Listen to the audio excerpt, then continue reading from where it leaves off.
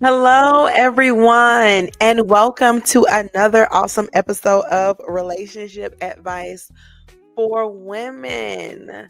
Look, you all, it is December 19th. So, this is going to be a Christmas edition. Y'all, look, I miss y'all doing these solos, these one on one interactions, and just answering your questions. I miss y'all. I miss doing it like this. But we did have to take care of some business. Now, if y'all have been watching, we have had some awesome segments. You should know by now that our segment of the other woman is ending or has ended. We've ended those episodes. However, we have a few more to release if they're not yet being done released, and we went into another segment. You all, it is called Breaking the Silence from Domestic Violence.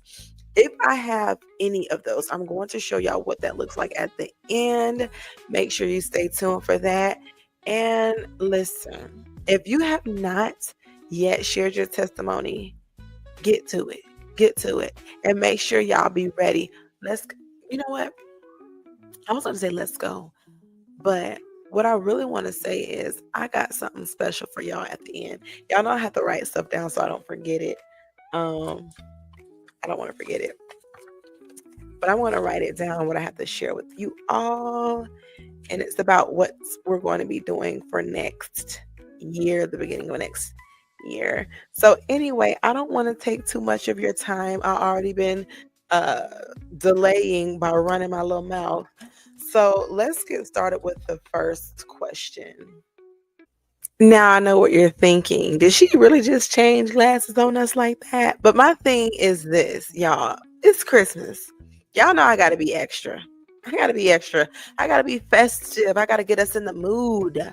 Okay. So that's what I wanted to do. And this got a little glare. I tried to take these little glass lens out, but I couldn't.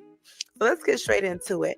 The first question: can a rebound lead to lasting love? A rebound. And so it's asking, is it possible for something that starts as a distraction to turn into forever? Is it possible for something that starts as a distraction to turn into forever? Hmm. Let's look at that a little bit more closely. All right. So the question really says, can a rebound relationship turn into something long lasting like marriage? Well, so the answer is like, of course, right? Of course, it's possible for something that starts as a distraction to turn into forever. Of course, a rebound can turn into marriage. Anything can happen, and sometimes it does happen. And so, let me just give a definition of a rebound. And so, of course, I went to my handy dandy assistant to help me with this. But I'm going to give you all, let me turn this down just a little bit.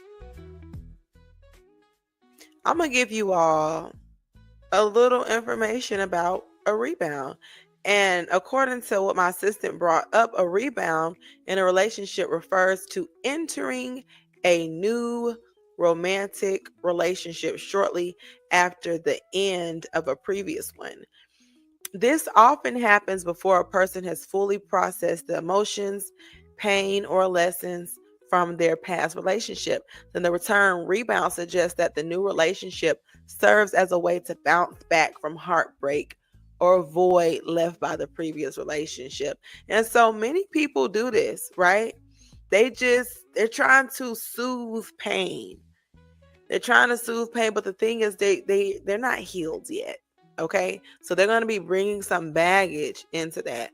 If you're doing it, you brought some baggage into that, and that's why a lot of people go into different relationships having trust issues because they haven't healed yet. That's why a lot of people go into relationships feeling like, well, dang, this guy that I just left from, he cheated on me, and you're doing kind of the same things. What makes me think that you're not going to cheat on me as well?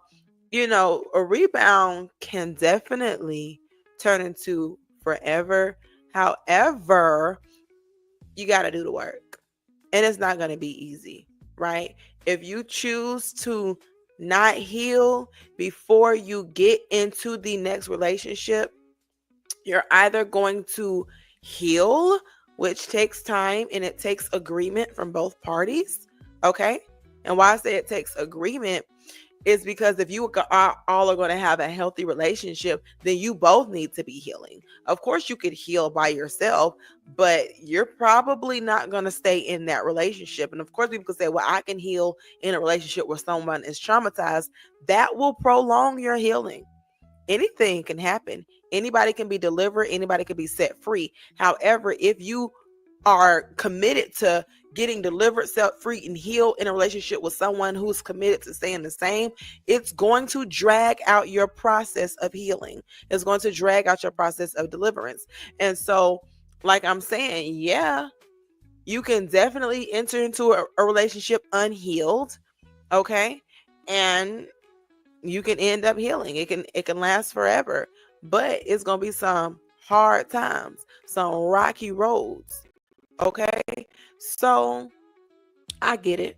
I get why you would do it. I've done it, right? I've tried to, and many times when I tried, it worked. Sometimes, other times it didn't. Like it just didn't because my heart was too much in it. But I get why you're doing it. A lot of people do that. Some people actually that I had looked up to suggested. And I get it in a certain context, but not trying to make it last forever. Because that's when you can definitely get your heart broken. But yeah, that was a good question. So let's go to the next question. Uh, it's about why is letting go so hard? And the question is pertaining to the emotional tug of war that keeps us stuck. How do we break free? This is a great question. And why is letting go so hard? This is one of the things that I believe I don't want to call it an expertise. There are a lot of people who say they let go or their cutoff game is hard. And it's not necessarily trying to say my cutoff game is hard, because that's not always easy. But there are ways that you can get delivered from that soul tie. It's a destructive soul tie that causes you to go crazy. You cannot stop thinking about this person. You want to stop thinking about this person, but you can't stop. You want to stop feeling in love with this person. You know it's not good for you, but you cannot stop. To me, that doesn't feel like a blessing, right? It feels like a curse. And that's why I always go back to the curse from Genesis 3:16, where a woman was wrongfully emotionally bound to her husband. And when I say wrongfully, she desired her husband in an unhealthy way. Okay, and he desired to control her in an unhealthy way. And I know you may not be married, but anytime it's like physical interactions, like sexual encounters, it's like marriage, because that's what you're supposed to do when you're married.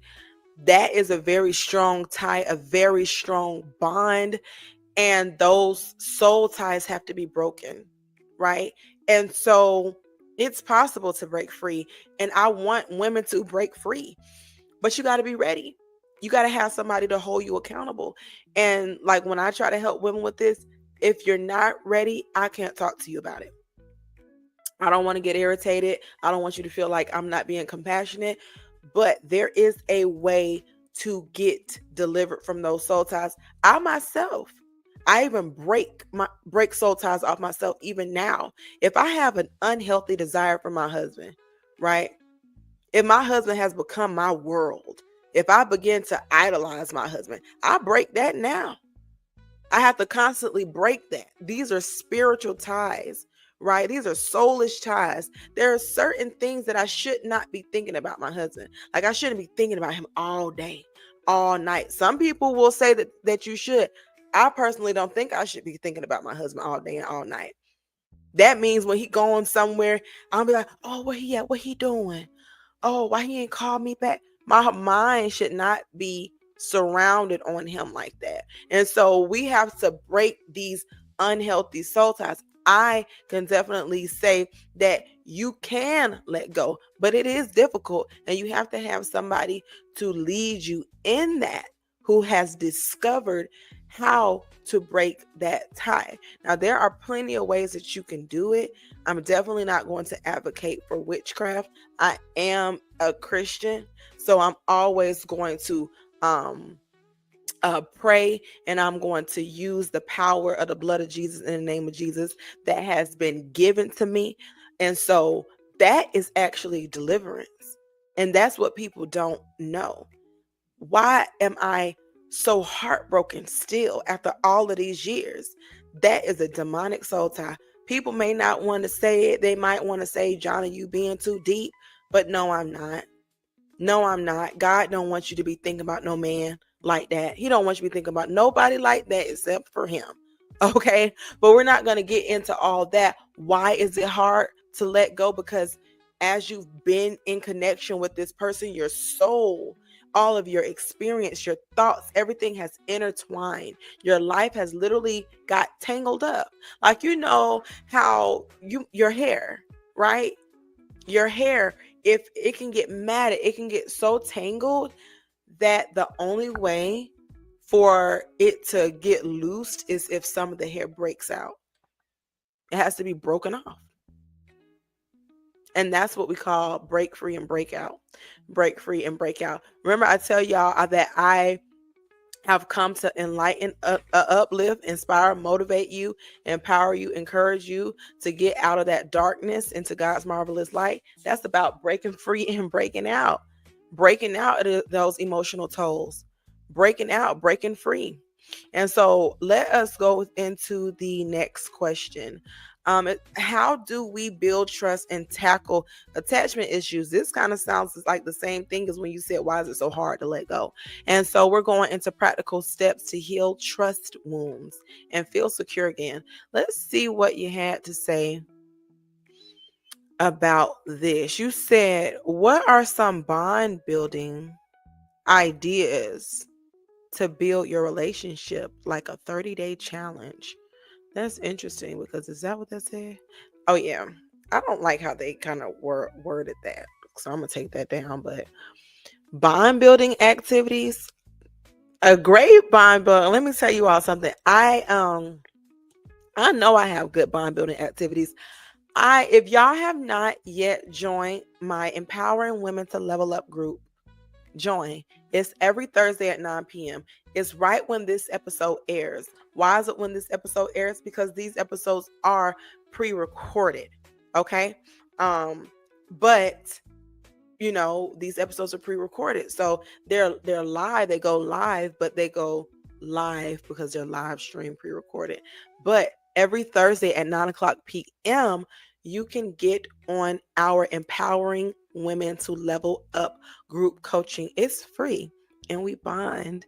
And so one thing about it is the same way you can develop itineraries and plans for group activities, you can develop those same things for you and your spouse or you and your significant other. They just have to be willing to participate. One thing that I encourage my husband to do with me is podcasts. I say, if you don't want to be on a podcast, which he does, you can watch me. You know, the thing is, you got to do something that your significant other is interested in. They have to do something that you're interested in, because then you all are going to enter into that person's world. Okay. And you're going to start to enjoy, oh, this is why you be up all night, or this is why you be really invested in that. I didn't know that. And then they start to learn how you operate in this setting, and you begin to build a different bond. Another way to build a bond is going out to eat, right?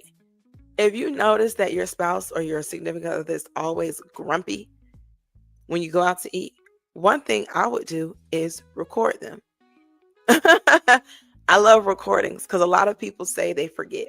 You know, it just depends though. If recording is going to cause you to fight, don't do it, right?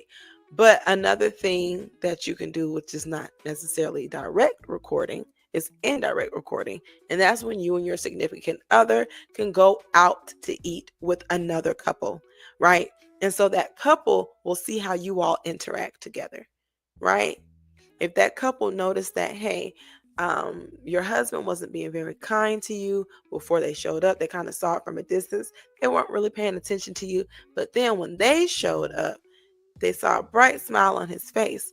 That's kind of recording because that person sees how he's interacting with you from a distance while no one is there. And then they also see how he's interacting, right?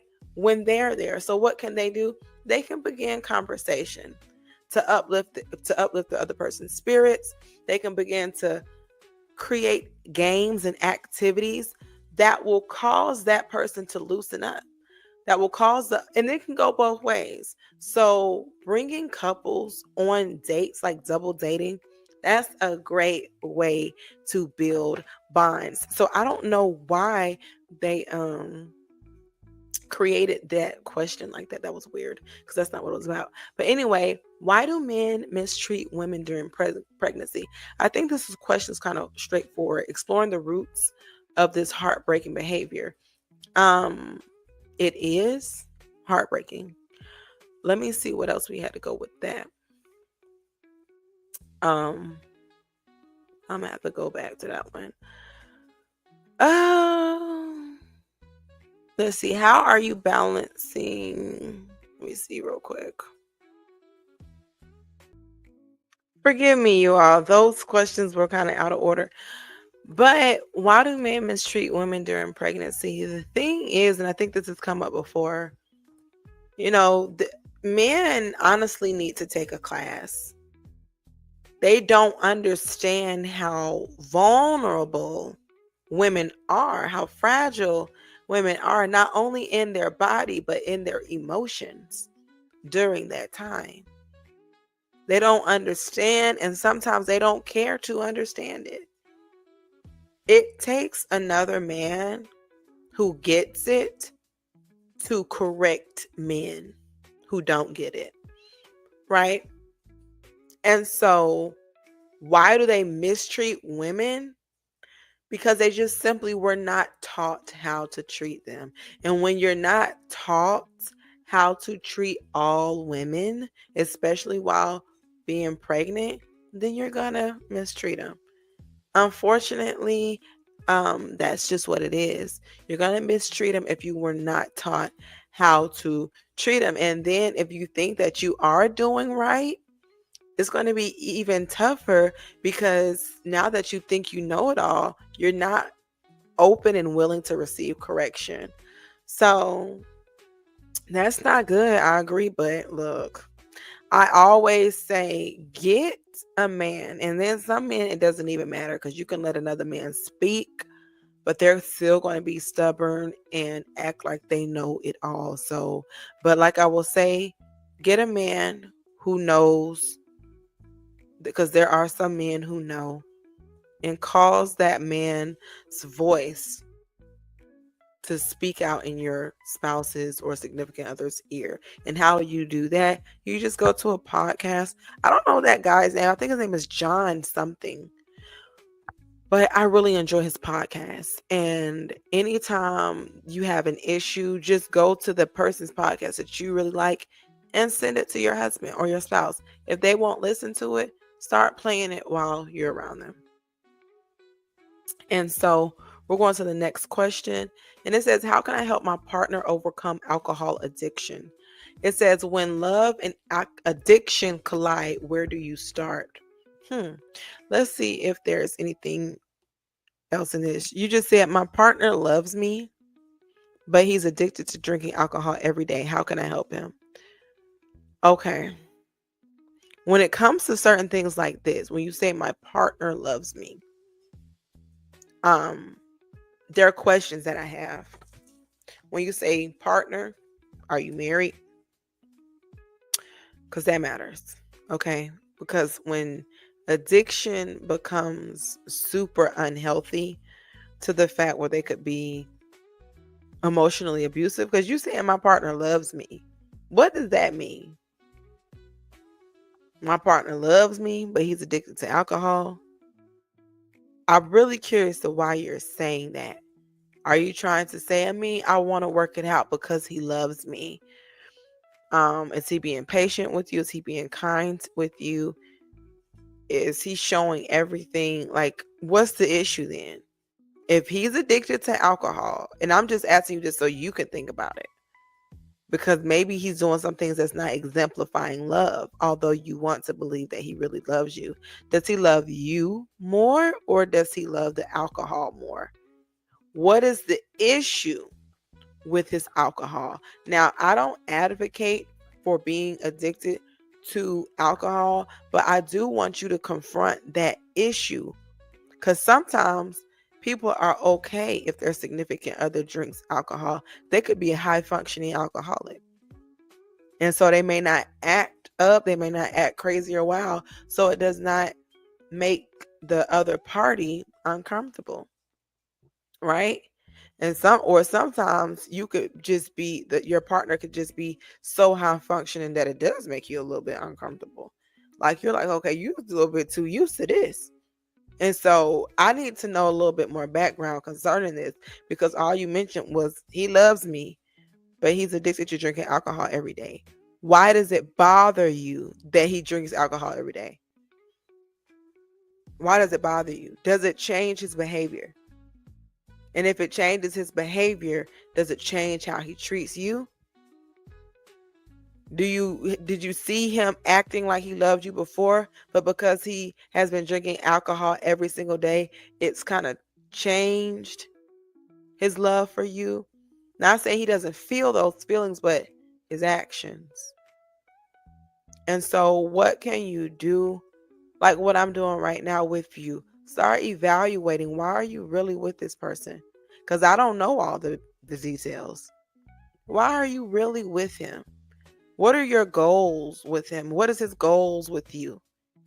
You know, if the alcohol is causing him to cheat, okay?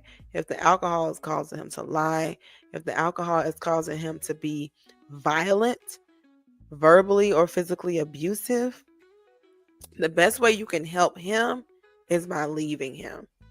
Because people need to be around others who won't enable them. Addicts need to be around others who will not enable them in their behavior, right? But if you're going to stay around him and you're not going to give him an ultimatum, and if your ultimatums don't even work, then the best way you can help him is by leaving him. And I'm not saying just abandoning him, but leave the relationship so that he can get the help that he needs. If he needs to be a part of an AA program, if he needs to be a part of people who will not enable him, that's the best thing you can do, in my honest opinion, based on what you have shown or shared with me tonight. And so we're going to the next question.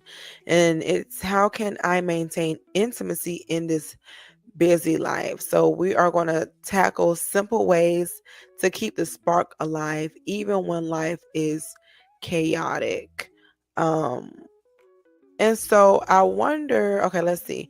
You said that, you said, how can I maintain the intimacy in our relationship in this busy life? And you said you feel ashamed for being judged for being human. I don't know what that means, but yeah, thank you for telling me why you were ashamed. But being judged for being human, you were being judged by humans for being human. So that means there was something specific that you did, a mistake that you made, and people weren't giving you grace that you felt that you should have gotten, because it's just a human mistake that humans make. And okay, got you. But your question, how can you maintain the intimacy in your relationship in a busy life? Intentionality. The thing is, when it comes to maintaining intimacy, you cannot do it alone. Because if that other person's not committed, you're going to end up feeling like a nuisance. You're going to end up feeling like you're irritating that person if they don't really care about maintaining the intimacy. And so both people have to agree. I always say this, excuse me, y'all. This thing was under my foot. The only way two people can walk together is if they agree. Okay? If your significant other is a workaholic, or if you are a workaholic and you are not committing to putting down your work and picking up time with your partner, not just time laying in the bed going to sleep, not just time watching a movie and not saying nothing to each other, not just time talking about the chores that need to get done around the house, whether the chores are inside or outside, but really like those hobbies. You have to be intentional about going on dates. You have to be intentional about putting your phone down. You have to be intentional about continuing to get to know your partner. So when life is chaotic, it's about intentionality. It's about reprioritizing, because I'm going to be honest, even in my life, sometimes priorities get out of order, but I have to do daily reflections. If I feel like, okay, I haven't done daily reflections today, like even before I go to bed, I'm going to do a reflection, and I'm glad I even brought this up right now, but I'm going to do a reflection. And I do weekly reflections, right? I do reflections all the time, and it's easy to get off of track even when you do those reflections, because sometimes what you're reflecting on right now is not what you need to be reflecting on. Okay? And so you have to be intentional. Your spouse or your partner has to be intentional about keeping the intimacy alive. They have to be committed to doing that. And if they're not, that intimacy is not going to stay alive. It's not. It's going to die out. And the thing is, your partner has to know, if we don't keep it alive, it's going to die. If we don't keep it alive, it's going to die. I think everybody needs to know that, because some people just walk around acting like, oh, it'll get better. It'll get better. If you do not work on it, it will not get better. The same way in one of those Proverbs, or was it in Ecclesiastes? Either one. If a tree fall down, it's not going to move unless somebody moves it. A tree that falls down is going to stay exactly where it is. Just like those trees that be in the river. They be falling down in the river. Or trees that fall in the road. The tree that fall in the road going to stay in the road unless somebody goes and moves it. Even like a dead horse, or a dead, I say a horse, but like a dead animal, unless something moves it, like those vultures that will go and eat it up. Sometimes people push it to the side. The things are going to stay where they are. And so that was a really good question that you had, especially when life is chaotic. Planning, intentionality, and it has to be important. And so let's go to the next one. The next question, it says, how do I stop being okay? I don't know why they even created that into that shouldn't have been like that. How do I get stopped from being judged for being a human? Honestly, I don't even think that was a question. Don't know why they put it in there like that.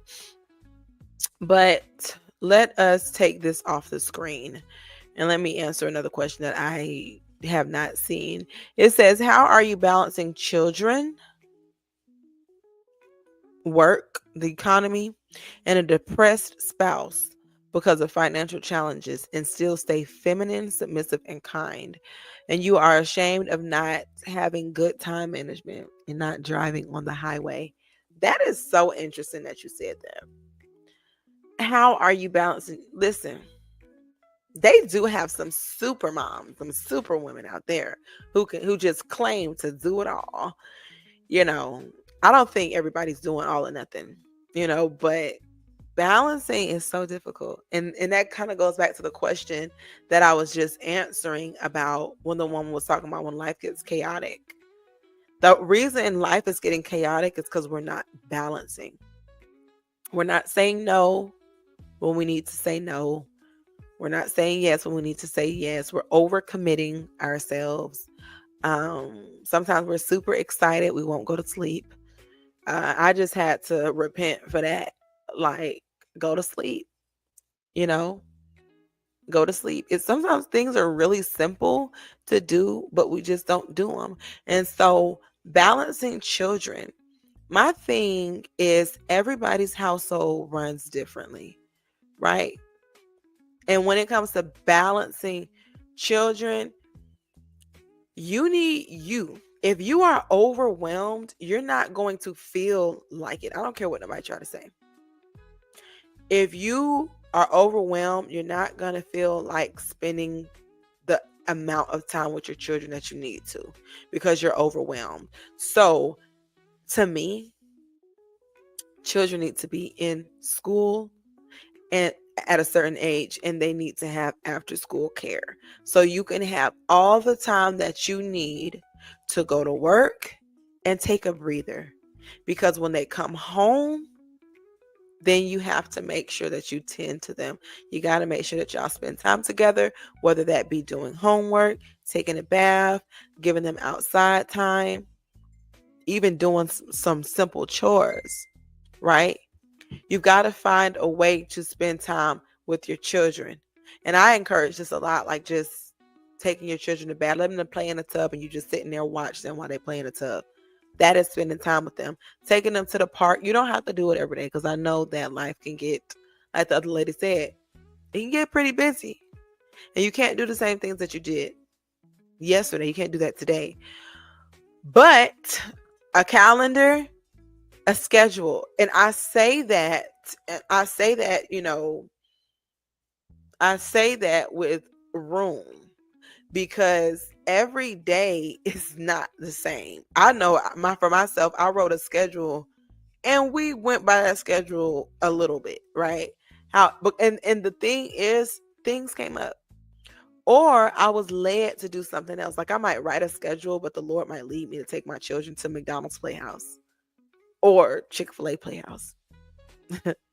I'm thinking of a time that I did not take them to Chick-fil-A Playhouse because I didn't feel like going in there. And I should have taken them to that place. But what I'm trying to say is everything is not going to just stick to the schedule.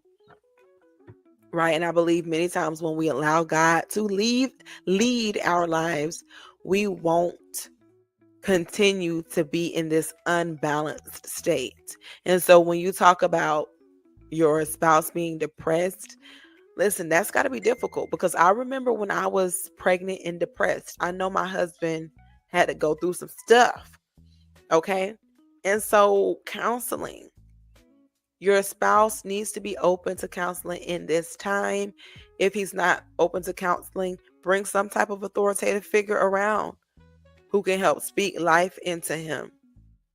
Because being around somebody depressed is not easy. It is not easy, but make sure you continue to fill your cup. Make sure you continue to fill your cup. And you talk about financial challenges. The thing is, I don't know where you live, but remote jobs are heavy right now. Content creation, there is something that you can do in this time. My thing is, don't think that you can't do anything. Don't think that way. You can always do something to create income, whether it be selling things on Facebook Marketplace, whether it be doing that, reselling. There are people who sell things from Amazon at a very cheap rate. You can go on Facebook Marketplace and you can get stuff for free and resell it. I know I've done it. I mean, and I'll just tell you this. I found something on Facebook Marketplace and it was free. A free treadmill. I told the person if they brought the treadmill over to my house, I would pay them $20 to bring it to my house. Now, it was free. I don't think I had a vehicle right at that time that could carry that treadmill. So it was a free treadmill. They brought it over for $20. I sold the treadmill for $200. Or was it $220? I think I sold the treadmill for about $220. It was like $200 or $220. And so in that transaction, I didn't move a thing. The people moved it for me. So I got somebody to bring a free product over here just so somebody else could come and pay me for it. You can make money. And the thing it starts with is believing that you can. And I want you to believe that you can. But you kind of made this even more interesting as far as the question. You wanted to know, how can you do all of this and still stay feminine, submissive, and kind? Okay. So that's obviously a challenge. Practicing kindness every day, right? Everybody's going to fail at some point, right? When you say being feminine, first of all, I got to know, what does that mean to you? You're a woman, you're feminine, right? You know, they have these different terms for all this stuff. My husband is a man, he's masculine, right? He's more masculine than I am. Just be you. A man, it doesn't take away from a man's masculinity just because he's being kind. Okay. And when you say submissive, do you mean just doing whatever he's telling you to do? The definition of submission in this age that we're in, I question it. Because as a woman and a man who is married to each other, you're supposed to submit to each other. You're supposed to submit one to another. And that just means serve one another. Of course, there is a head in every household. However, we're supposed to be making each other's life easier. Okay? So I question that question you just asked. Be yourself. First of all, be kind to yourself. If you can't be kind to yourself, most likely your kindness is not authentic. If you being kind to other people, but you're not being kind to you, you got to check that out. If you being gracious to your husband, or you're wanting to, but you're not being gracious to yourself, you got to check that out. So the first thing is work on how you treat yourself. Okay? Work on how you treat yourself and just give yourself grace, because being, all of those different challenges you mentioned, grace and mercy. Okay, so the next question, if we are in any order, I don't even know what order we're in at this point. What is this? Okay, that wasn't it. I wonder if this is it. Yeah, we just answered that one. Am I the problem or is it him? So we're talking about disrespect, manipulation, and self-doubt. How do you find clarity? So let's see. It says, let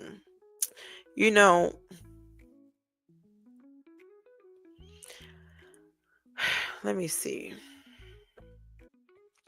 So this was a pretty long question, but we summed it up in am I the problem or is it him? So y'all bear with me. It says, my marriage is on the rocks and I feel like I've hit rock bottom. I'll try and put as much detail as I can without being too much. Over the past month, I found deleted messages from my husband or to another woman.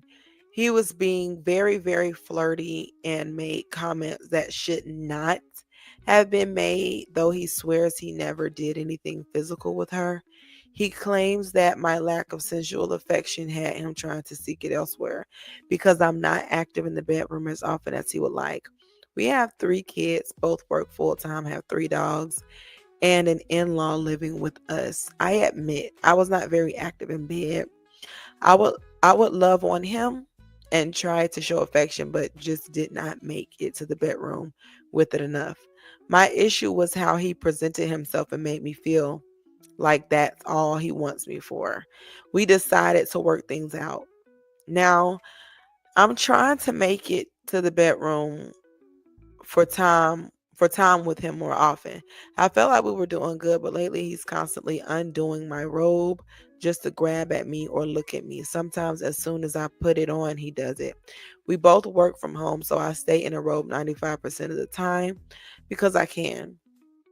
He's also constantly reaching between my legs as I walk by just to grab me. Legit tapped me between my legs while I was on the toilet using the bathroom and said, Because of this, I just asked him to stop doing things like that and told him I did not like it. I told him that I'm worried we will be right in the same place we were before because that is a turn off and not a turn on. It makes me feel like he doesn't respect me or my body. I was met with, I'm sorry for wanting my wife. I'm sorry I can't keep my hands off you. And my favorite, I'm sorry that I make you so miserable. I am on the fence mentally. I love my husband. I do not want to separate, but I am so lost by his behavior that I feel like we should. He uses my mental issues against me and constantly flips things around on me. I just want to make sure I'm not the problem, I guess. And then you're ashamed of you feel like you're falling out of love. Okay, that's deep because I it's two things that stuck out to me. Um, you know, and the thing is, you want to know, are you the problem? Um, you're married. Yes, you do have 3 children. You've got 3 dogs. Um, your husband is feeling neglected. Okay. Who is more important, the 3 dogs or your husband? Because of course your children are not going anywhere. But you mentioned the in-laws. You mentioned all of these reasons why you may not have time. You mentioned all of these your husband comes before all of them. And so listen, we got to, and I'm not saying it's your fault, but you do have a responsibility. I'm going to say that. If your husband is telling you he needs sexual satisfaction and you are not giving it to him, and you're giving all of these other excuses, is making it seem like you think those excuses are more important than what he needs, and they're not. They're not. You put him in a place of temptation when you do that. And it's like, why would you do that? Certain people could get mad at me and saying, well, he needs to learn self-control. But at the same time, you have to put all those other things to the side. 3 dogs is not more important than your husband. The in-laws are not more important than your husband. So if you've had an issue with the in-laws and you don't really want them staying there because it's getting in your way, you need to communicate that with him. If your 3 dogs are getting in the way and your husband is okay with the 3 dogs being gone, if that will save y'all's intimacy in your marriage, then do that. If he's willing to get rid of the 3 dogs and you're not, then that's something else. But listen, putting our spouses in places like that will cause them to be tempted is not okay. You talking about you reaching constantly between your legs. To me, you should be happy he's doing that. Yeah, he just loving on you. He tapping on you. He wants you. I don't understand why that offends you so much. Unless you, like you said, you're ashamed you're falling out of love with him. Unless you just don't like him. Because some women, even me, I'd be like, if I, my husband walked past me and he don't tap my butt, I feel a type of way. Like, I know you just saw me there. And maybe touching is not your love language, but I think it's more to this, like you said, than him just touching you and making you feel. Now, if he's not treating you right, and then all he looks at you is like a sexual object, but then he's not being kind to you all throughout the day, then that's something else as well. But if he's being kind to you throughout the day, if everything is going good and he just tapping you and looking at you, and you know, I think that you need to reevaluate your heart. Um and I'm not saying that your husband is right for looking at another woman or whatever the case may be. That's never okay. To me, I always just say, well, just leave. Don't cheat on nobody. Don't be looking at nobody else. Just leave. But we got to be careful. We got to be careful about the temptations that we leave open, the doors that we leave open when we do not satisfy our spouses, because they are there waiting. They are there waiting. And so, next question says, why does love feel more complicated than it should?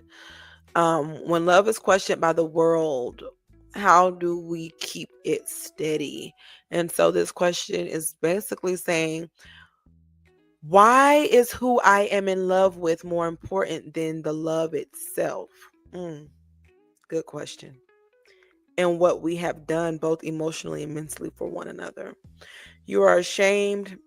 You said, what if I'm not ashamed about it, but everybody else thinks I should be? Then we have a moral. I don't know what it is.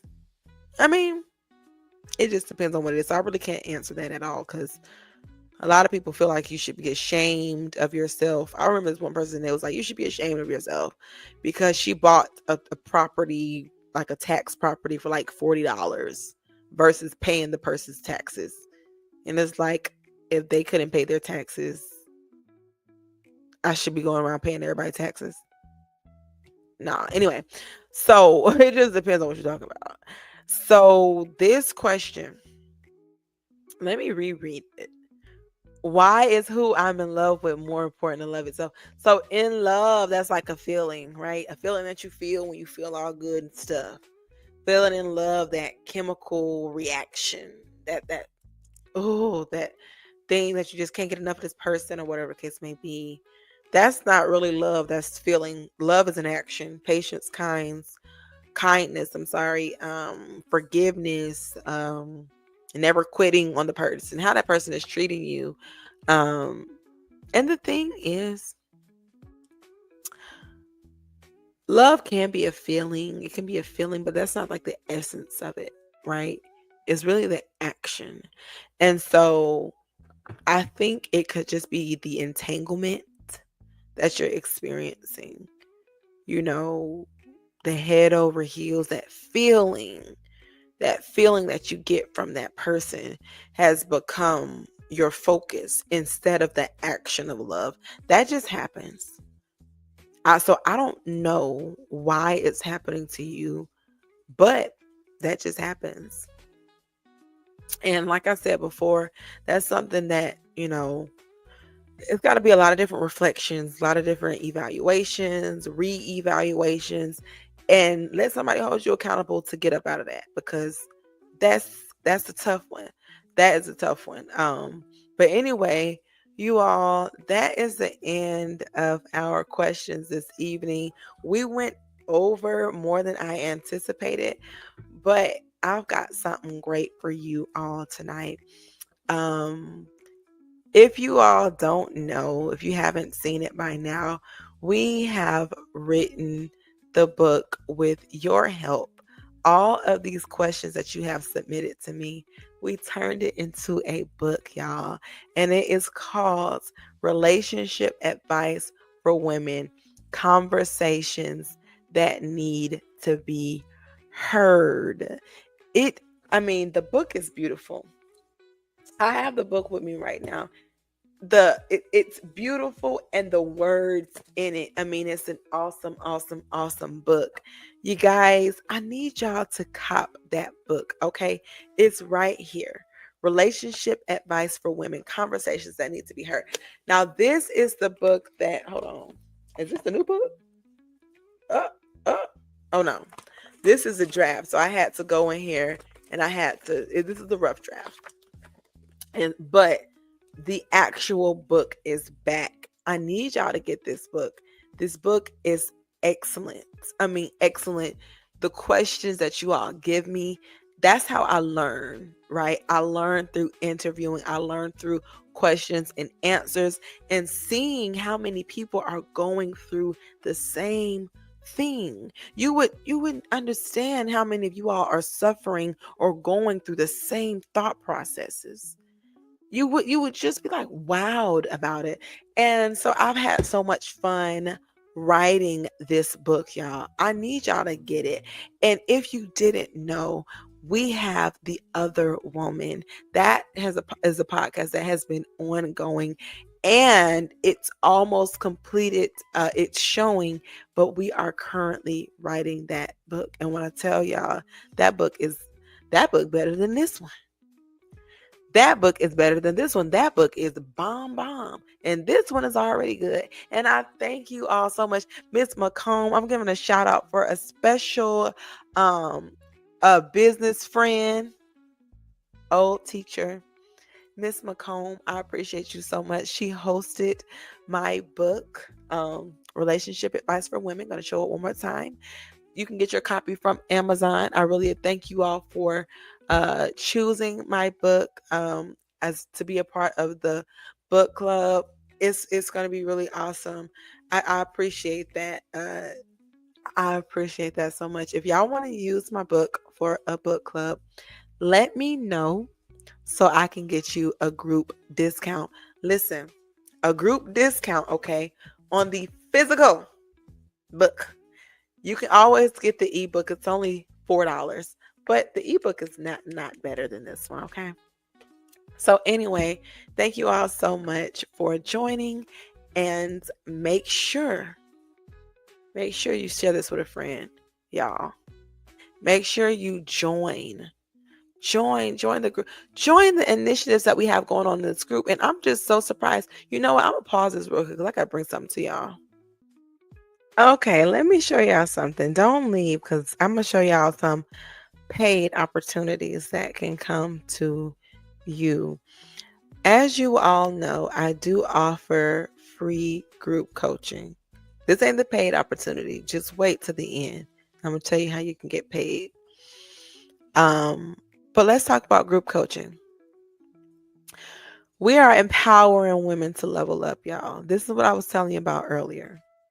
Okay, every Thursday at 9 o'clock p.m. Eastern Standard Time.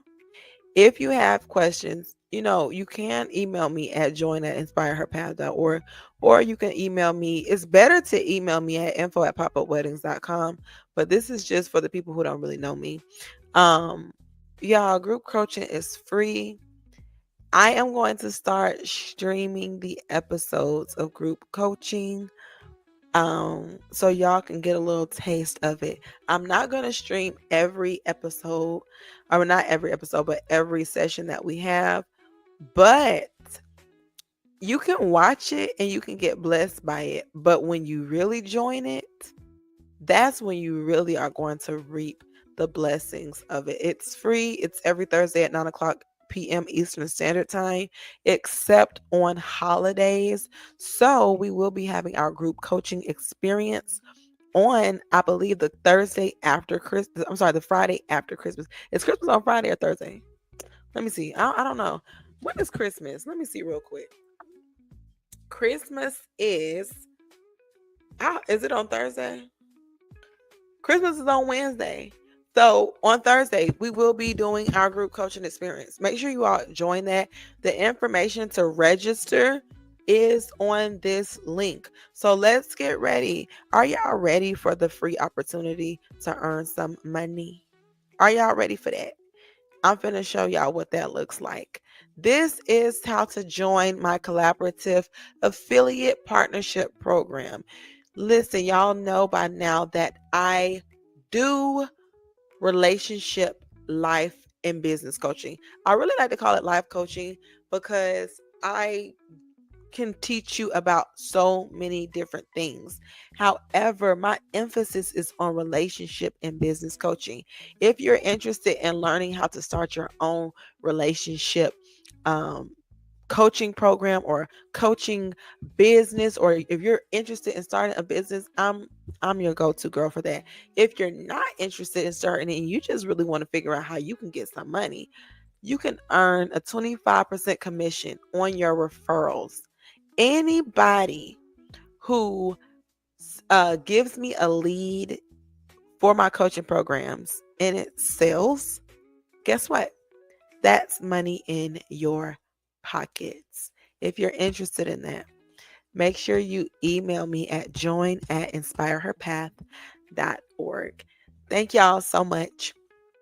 And make sure, because I was going to forget, but I had wrote it on my notepad because we're going into an hour now. But the wedding experts, listen, you all have been asking for it, so I am delivering it. The wedding experts, many of you are interested in learning how to get into the wedding industry. Y'all, I am connected with so many different experts. Whether you want to be a filmmaker, whether you want to do wedding photography, whether you want to be do the wedding planning or the wedding coordinating, or simply do wedding makeup. Okay?